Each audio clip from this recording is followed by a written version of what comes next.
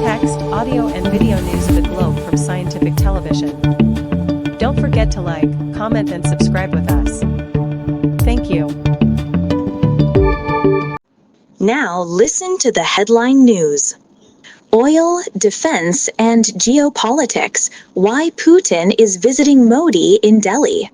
Israel says Palestinian groups returned body of Thai hostage held in Gaza. UK and Norway form naval alliance to hunt Russian submarines. U.S. Navy admiral briefs lawmakers over controversial double-tap strike. Court sides with Adidas in appeal over Kanye West collaboration. More than 300 flights canceled as Indian airline faces staff shortage. No more Average Joe as Route Century seals all-time great status. Macron reportedly warned Zelensky, U.S. may betray Ukraine on territory. Now listen to the detailed news. Russian President Vladimir Putin has arrived in India for a 2-day visit, where he was warmly welcomed by Prime Minister Narendra Modi. The visit includes an annual bilateral summit, during which both countries are expected to sign several key trade, defense, and economic cooperation agreements. This meeting comes at a sensitive geopolitical moment. The U.S. has increased pressure on India to reduce Russian oil imports. Global talks are ongoing to end the Russia-Ukraine war, and India's relations with the West, especially the U.S., have become strained. Israel has confirmed that the remains handed over by Hamas and Palestinian Islamic Jihad, PIJ, belong to Thai agricultural worker Sutasak Rintalak, who was taken hostage during the 7 October 2023 Hamas-led attack. His body was returned via the Red Cross under the ongoing ceasefire agreement, leaving only one more deceased hostage yet to be handed over. Israeli authorities, including Prime Minister Benjamin Netanyahu and President Isaac Herzog, expressed sorrow and reaffirmed their commitment to retrieving all remaining hostages. Rintalak, who had been working near the Gaza border since 2017, was killed at Kibbutz Be'eri before his body was taken to Gaza. As part of the ceasefire deal, living hostages were exchanged for Palestinian prisoners, and bodies have continued to be transferred between both sides. The UK and Norway have signed a major defense pact to jointly operate a fleet aimed at hunting Russian submarines in the North Atlantic. The agreement includes deploying British-built Type 26 frigates and expanding cooperation to protect critical undersea infrastructure, such as cables and pipelines. UK Prime Minister Keir Starmer called the pact historic, emphasizing its role in safeguarding national security, particularly amid increased Russian naval activity, up 30% in 2 years, according to the UK's Ministry of Defence. The announcement came during the visit of Norwegian Prime Minister Jonas Støre to RAF Lossiemouth.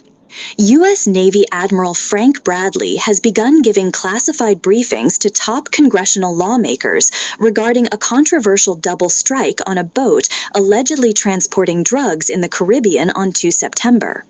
The incident, which resulted in over 80 deaths in the Caribbean and Eastern Pacific, involved 2 strikes on the same vessel, with 2 survivors of the first strike reportedly killed in the second. Defense Secretary Pete Hegseth and other Trump administration officials have come under scrutiny, though the White House has stated that Ad Bradley acted within the law. Adidas has successfully defended itself against a shareholder appeal accusing the company of concealing misconduct by rapper-entrepreneur Kanye West, Ye, before their partnership ended in 2022. A San Francisco court ruled that Adidas did not mislead investors, despite claims that they lost money when shares fell after the company cut ties with West. The partnership with West's Yeezy brand had been highly profitable, generating around €1 billion. $5 billion in sales in 2021, but collapsed following West's anti-Semitic comments and promotion of conspiracy theories. Adidas subsequently pulled Yeezy products from sale, leaving over €1 billion worth of unsold shoes in storage.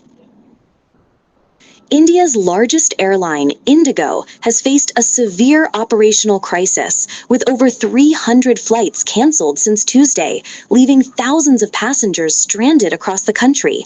Major airports, including Delhi, Mumbai, Hyderabad, and Bengaluru, were the worst affected. On Thursday alone, 33 flights were canceled at Delhi, 85 at Mumbai, and 73 at Bengaluru. Passengers expressed frustration on social media platforms, particularly X, formerly Twitter, with many sharing videos and complaints. The airline responded with standard messages, citing factors beyond its control. England's Joe Root scored his first Test century in Australia after 12 years and 30 attempts, delivering a much-needed performance in the second Ashes Test at Brisbane's Gabba. His innings of 135 not out kept England competitive in a match where they were initially under severe pressure, with the team at 5-2 and 211-6. Root's milestone offers hope that England can challenge for their first win in Brisbane since 1986, a first day-night Test victory in Australia, and a first Australian win of any kind since 2011.